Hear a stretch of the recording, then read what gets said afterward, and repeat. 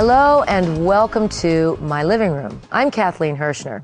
A couple of weeks ago, I had a phone conversation with a guy who's a friend of mine, and we were talking on the phone, and he said, yeah, my friend said that I should be on TV with you, and I liked his energy. He had great vocal energy, and he had a good sense of humor, and his English was so good that I said, yep, you're in, man. So here he is with me today, David Alejandro Gen. Did I say that right? Yeah, more or less, I think. More or less. You and I have a mutual friend, and you reminded me about a minute before we came on the air that I actually had spoken with you in this conversation. Yeah, I think. I'm delighted to be here. It's very, very nice. Yeah, when I talked with your friend and my friend too. Our friend Roxanne. Yes. Who won't, by the way, come to the TV station for some reason. She won't be interviewed here. Okay, and she refuses. Yeah, she's a little shy, I'm afraid. Only in front of the cameras, though, because I think we know her in a different way. But she did tell me about two of her friends, and you're one of them. I think the other guy is Chilean, but she said that you work in animation, or you're going to school for animation. That's right, that's correct. I work at an animation studio here in Madrid, in the north of Madrid, called Make and Play. Make and Play? Make and Play, yeah, Make and Play Studios. Sounds like fun. Yeah, more or less. You go to work, I'm going to Make and Play. Every day some mess on the studio, trust me, but yeah, at least the sound is very funny. Yeah. The name of the company. Kind of a light. It's a big family. We're only 4 members, but it's a big family. And this year, I will have the honor, and I will be lucky because I'm gonna write and direct 2 animated short films in one of the best animation school in Madrid, one of the toppest even, called CICE. Are you going to go to school at CICE? Yes, long time ago. It was in 2003. But you're done with going to school. You're going. I don't understand. You're going back to direct a short animation film. Yes, with the better students. Oh, with the students, because you're a graduate of this play. Okay, so you don't go to school in animation. You are working in animation. Yeah, as a professor.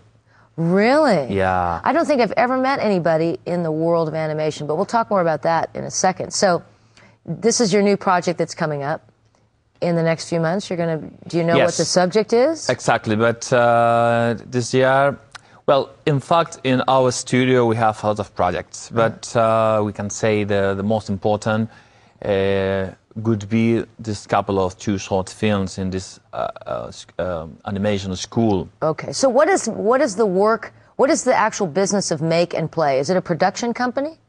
Not exactly. We make web pages and openings for different companies. And what? Openings, yeah. I don't know how do I call it in English. I don't either. I'm thinking openings, like explain it. It's like, for example, when a company have a product, we have to do like an ad, but it's not exactly an ad. It's like a presentation. Like promotions. Yes, like to help promote. Exactly. Okay. And it's a small company, and you're one of 4 people. Yeah, only 4. With the musician, 5. With the musician, you have a musician on the staff. Yes, of course. The sound is the 50% of our short film. Oh, it's of course to compose soundtracks and put music to the. No, we don't have. We use original music. Okay. And original sound effects. Interesting. Yeah. I mean, well, it sounds like you have an unusual line of work. I haven't met many people, Davey, that actually do this kind of thing. What led you to going to school? Is it CICE, did you say? What's the name of the school, CICE? CICE. CICE. C-I-C-E. CICE. What made you want to go to a school like this? Are you artistic? I don't know. Maybe I wonder when I was a child, my favorite toy was the imagination, my imagination. And it was a very cheap toy. I was going to say, it didn't cost your parents anything. And when I became an adult, I thought my profession could be animation or drawing. I love drawing. I'm a storyteller. And with the animation, you can realize all your dreams in your head. That's what's so cool about animation. You're right. I hadn't thought about that. But you you can make anything happen. There It are no depends on limits. the money, on the production. But Well, I mean, in terms of like the idea, anything can come to fruition. You can do anything. Yeah, that's true. With animation, it's like a miracle. Yeah. You have some idea in your mind, and suddenly one day it appears on a paper, and at the end, everybody will see it. Yeah. Did you on a TV? Well, on a TV, or probably in the future on computer. I mean, I personally think the computer is going to replace television. I don't know. Well, I think it's a fight against traditional animation, drawing every frame on a paper on the computer graphics. But I mean, in terms of the way we watch animation, I mean, I foresee a future without a TV, a computer, a radio. I mean, I think it's all going to be one. Yes, you're right. But I think nowadays, for example, when you see Pinocchio, it's I don't remember exactly when it was released, but it's in the 40s or 50s. In the 40s and the 50s. I think in the late 40s. And you see, for example, Toy Story or The Incredibles or Finding Nemo. We were in a time when we see these movies, these films, we recognize that that's the best. That's a unique way to make a movie. I don't think everybody could imagine. Well, the technique used to make this film is 2D or 3D computer graphics. I think there's no difference. You mean there's no difference between like a movie like Toy Story by Pixar or the old style Walt Disney movies? I mean, it doesn't really matter as long as it tells the story well and it's fun to watch, I suppose. Yes, maybe the technique is different, but at the end, when you see the movie, you can't. How do I say? Everybody likes the movie or not.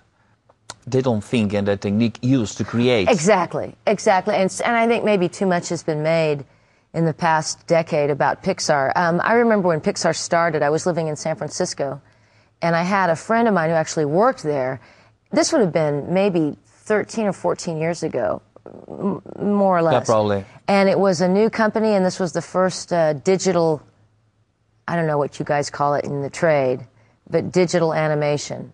And it was really spectacular to see, but then we were thinking, well, it depends on whether we like the movie, whether we like the story, and the concept, whether the way they're doing the animation works or not. I think the point is the essence of a movie is the story, right. the script, the plot, the characters. Right. The technique is, I don't want to say it's irrelevant, but it's in a second level. So it's not the main event. The technique is maybe, not at all. And I think maybe they were focusing a bit too much on Pixar. Well, that's because there's money. There was money behind that enterprise, and they're very successful, as you know. But what about something like stop motion animation, which I love? Well, a stop motion, for example, you have Tim Burton used the Corpse Bride, but the Corpse Bride, Tim Burton's movie. Yeah. If I'm not wrong, Tim Burton combined 3D computer graphics and stop motion. I think he does too. But remember the old stop motion cartoons? They're lovely too. Like the Gum. I think we had them Gumby and Pokey. I don't know if you had that in Spain or not, but it was the little orange horse and the little green man, and we called them Gumby and Pokey. I think that rings a bell, but I'm not sure. Everything's ringing a bell, but I'm not doing a very good job of explaining it. But the old style stop motion, most people who are over the age of 30 know what that's like. That kind of had a different way of telling a story, if you think about it. I mean, don't you think it added a layer to the storytelling to have sort of this old-fashioned way of moving the characters? Well, I don't know. Maybe first of all, you have to write the story, and then it depends on the money you have. Everything comes down to money. You can choose one technique or another. Yeah. But yeah, you're right. For example, The Incredibles, it's a very, very big production. It was it took I'm sorry, 4 years. But they are expensive movies, awful expensive movies. Are they more expensive in some ways than a regular live-action movie? I beg your pardon? Live action would be with real people.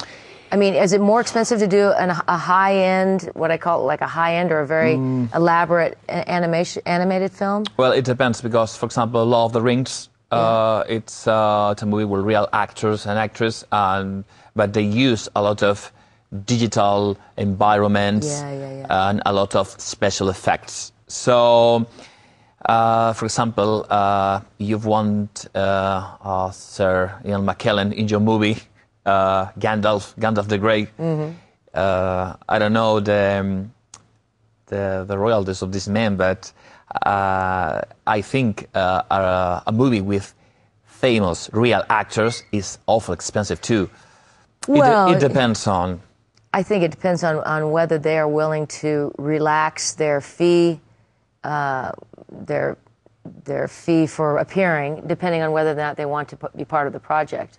I mean, sometimes actors will reduce their fees if they can, if it's something that's close to their heart. But most of the time, I suppose their agents have a lot to do with whether that happens or not. Yes, you're right. But for example, you have also a low-budget animation. For example, South Park. South Park, at the beginning, it was a very cheap production. And look at it now.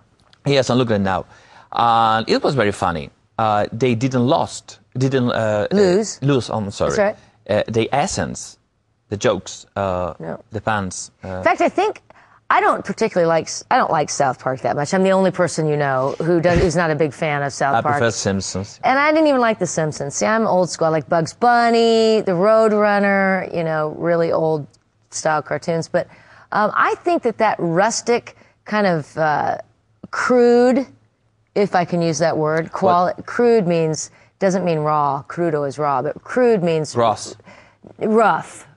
Something a little bit rough, crude. But it also has another meaning, which would be like the kind of jokes that are in South Park. We could call that humor crude.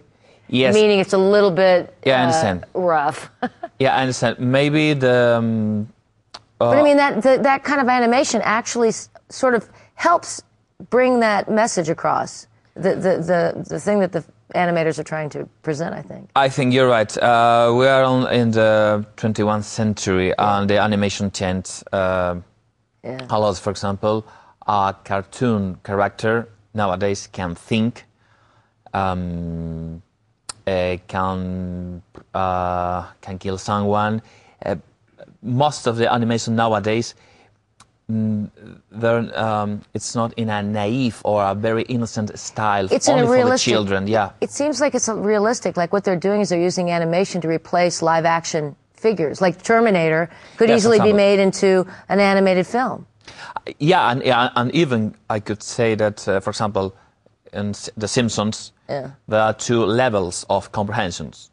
One for the adults, another for the children. That was true with Bugs Bunny, though. Did you watch Bugs Bunny when you were a kid? Yes, but... I mean, there are tons of jokes in Bugs Bunny for the adults. Yes, but this kind of jokes are like more makeup. The essence of Bugs Bunny, that's my impression, is for the children, but there are a little jokes maybe more for an adult, but in The Simpsons, the two levels of comprehension. Yeah. Oh, it's almost like they're playing to two audiences, which I think that's what makes it kind of unique. I mean, because The Simpsons is something that a lot of my young adult friends who are in their 20s they never miss The Simpsons or South Park.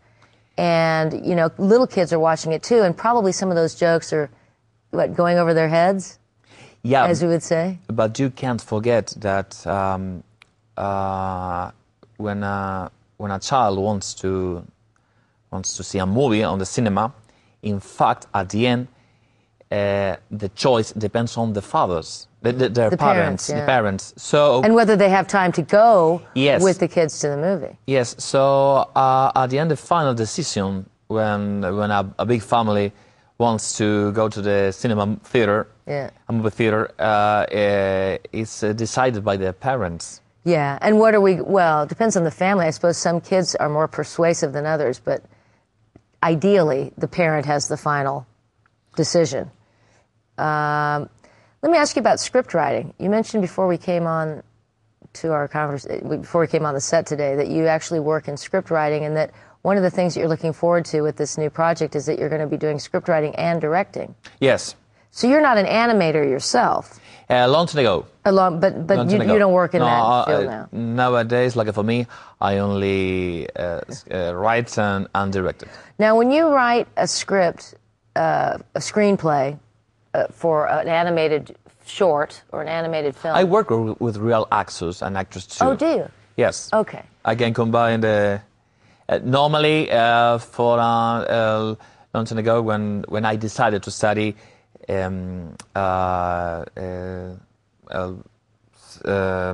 cinema. Yeah. I used to say I move on to the enemy, the real actors. Oh, because you started out Yes, with animation. In animation, and then you had to move to real people. Well, real people can be more problematic. They don't do what you say. Yes, always, and they also. It's more problematic because the big advantage with when you work with animation characters is they have there are no complaints. Right. They don't need a stuntman. Yeah. And you don't have to be a psychologist. Yes. Which is when they are always on time. And they're always on time. They always do what you say, and you can make them do anything. Yes. Yeah. You're going to jump off a cliff, land into the ocean, and start swimming. Yes, but when you work with real actors, something happens, and that's very funny. It's when you are working with animation, everything has to be calculated. Right. But when you work with real actors, the process is more organic. Right. And it changes, probably, yes. depending on their mood and on what they bring to the There are more surprises. What? There are more surprises. Yeah. During the production. Which do you prefer? Do you prefer working I don't know. It's just a different. It's a dilemma for me. A completely different animal. Probably. I think I can combine these two different worlds. Yeah. Well, a lot of movies today are being combined with the two yes. different worlds. I mean, I haven't personally seen, Davey, the Lord of the Rings, The Hobbit. I haven't seen any of those movies. I don't like fantasy too much, although I do like animation, which is fantasy, I suppose. But I don't like I'm not a fan of all this fantastical, new age kind of cartoon or live action film with special effects. Well, special effects, for example, it's like, for most of the people, it's like a bait. Yeah. Because, for example... To get them in to see the yes, movie. Yeah. Star Wars, the saga, the first trilogy, or even the second, has got a good script. It's a good story with a very good characters. But the special effects of this movie are the really... Well, I am old enough to remember the opening of Star Wars in my town. Really? Yeah, I'm embarrassed to say it, but yes, I do remember when Star Wars was brand new, and I had been at summer camp that summer, and my parents said, "Hey, when you come home, we're going to go see this movie called Star Wars, and it's supposed to be really fantastic." And so when I got back from camp, we went to see it, and nobody had ever seen special effects like that. I think Jaws came out either the year before or the year after, but, within a 2-year period of time, 2 or 3 years, we had Jaws and Star Wars. And you can imagine how that was changing the expectations of the moviegoer. I mean, I couldn't believe Star Wars. It was like being at Disneyland. Yes, probably. Like being in a high-tech ride. I think, Jaws is a very good movie. I love this movie too, but... 74, 75, 76, something like that. Yes, but I think Star Wars, we can call it like or it must be intended like a social phenomenon. Well, it revolutionized. Yes. Certainly revolutionized the way movies are made, the way we want, what we expect to see in movies. You know, James Cameron was saying that he felt, you know, he has a very small ego. And and he was saying that he felt that Avatar was going to revolutionize cinema, or the way that some new kind of way of making cinema. And most people were like, nah, there's nothing really in Avatar that hasn't been done before. What is your opinion of that movie? Well, it's really difficult to say, but I'll try to explain my point of view. Okay. When cinema appeared a long time ago, everybody think that the theater. The movie theater? No, theater. Theater in general. Yeah, in general, it's going to be wash up, finish. Like books, like they predicted books would be replaced by computers. Yeah, when TV was invented, everybody thought that cinema was going to be wash up, right, finish. When video tapes were created, everybody thought that cinema was going to be wash up. Because people would just watch movies at home and stop going, and it didn't happen. And when the internet was created and was appeared, everybody thought that there won't be theater, cinema, and videotapes. Radio. Yes, radio. I mean, and nowadays, currently, all these genres, all these styles, they are living in perfect harmony. Right, right. Like Spain 400 years ago. Yeah, like Spain 500 years ago. Yeah, with the Jews and the Muslims. Yeah. Well, I think you make a very good point, and one that we could probably discuss for another show, in that all of these things that have been predicted, you know, like the apocalypse is going to happen to, you know, books because of the computer. None of these things are going to happen because I think they'll all learn, or we'll all expect to have them in their own separate worlds, more or less. I mean, yes. I suppose in some ways they overlap, but like I like to go to bed with a book, an old-fashioned paper book. Sometimes I like to turn on TV and not be sitting in front of my computer. Well, it's really difficult to say, but I'm not Nostradamus. What do you predict? Well, it's really difficult to say, but I think the most important thing is, for example, Shakespeare wrote Hamlet 500 years ago. Right. If we could ask to him if he minds if Hamlet is on a paper or on a screen, I think he wouldn't care. Yeah, he did. It's because, like you said in the beginning of this interview, it's about the story. Yes, the story drives it all. Yes, I think the essence is the story. Yeah. The word. Well, I've enjoyed having some stories with you today, but we're out of time. Believe it or not, it goes by so fast. Yeah. It's like an animated short.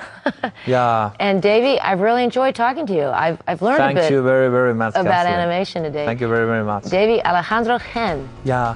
Better the second time, eh? Yes, it's like Johann Sebastian Bach or Edgar Allan Poe or like Alexander Graham Bell, David Alejandro Gen. Thank you so much. Thank you so much for joining me Thanks today. to you. And thank you for tuning into a conversation here in English in my living room. We'll be back with more interesting guests for you very soon. So stay tuned for more. Adios. Ciao.